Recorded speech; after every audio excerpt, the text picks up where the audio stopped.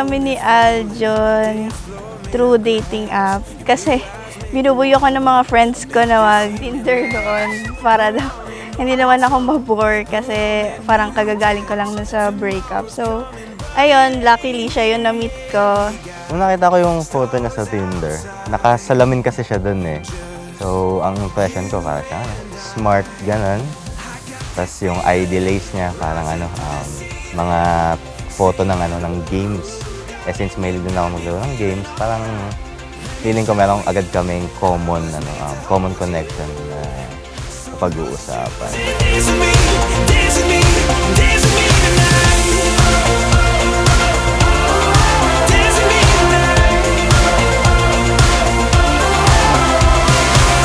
We can just forget the deadlines, leave them in the 9 to 5. Bawal basahin. Hindi yan hindi appropriate. Stars outside, and it feels just right. I got this feeling rising through the ceiling, singing, ooh, darling, you got me feeling alright. Let me show you. Masyado siyang dedicated. Like, nung una ayoko talaga makipag-meet kasi first time ko rin gumamit ng dating app, so medyo scary. Adjustments na ginawa ko para i-prove yung sarili ko sa plans ni Maika. Actually, nag-start yan sa mom niya. Bago pa kami mag-meet in person, nag-effort talaga ako na kunin yung number ng mom niya para makausap siya. Tapos, funny doon, sabi ko kay Maika, pagkakita ko pa lang sa mom mo, mama na agad itatawag ko para sure na. I got this feeling rising through the ceiling, singing, ooh, darling, you got me feeling alright. Bobby, I promise na kahit inaantok ako, tuloy tayo sa mga lakad.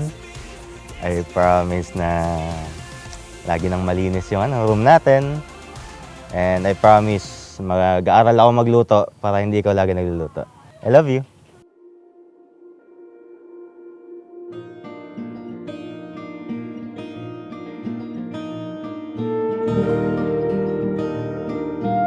Aljon, my wabi, this is it. Yung matagal nating inaabangan na araw. Ito na yun, our wedding day. It will be official na. I'll be your missus in a few. Alam mo naman, hindi ako magaling sa speech, pero I want to take this opportunity na ipagsigawan how blessed I am na ikaw ang kaharap ko ngayon dito sa altar.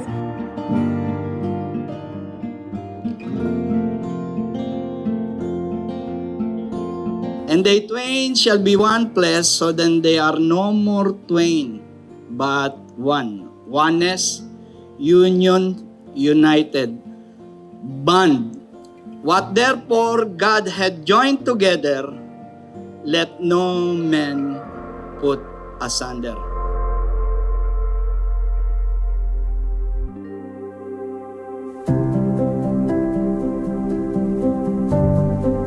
With Aljon, love is easy. Because,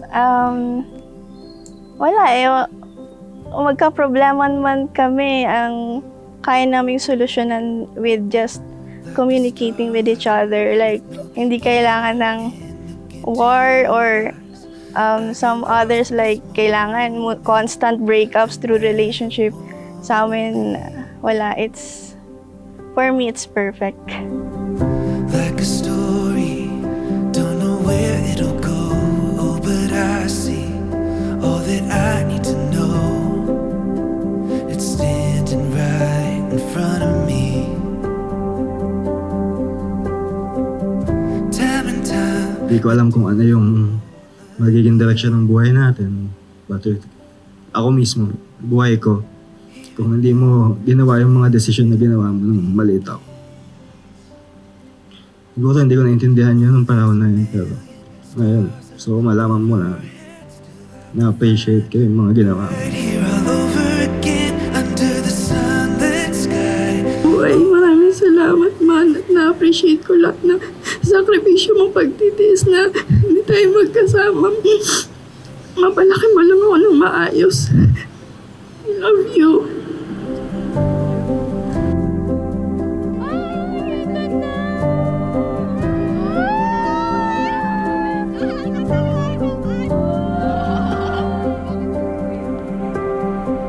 Oh, it's forever, as far as eyes can see, right here together. I'm so glad that I swiped right.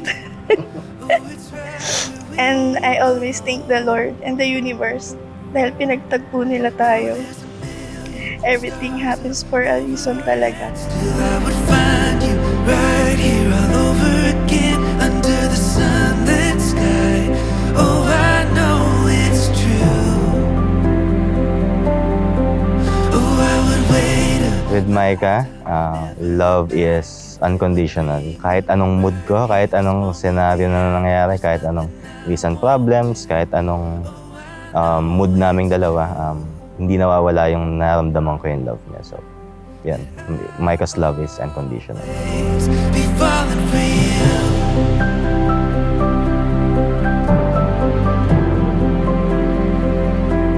Be falling for you.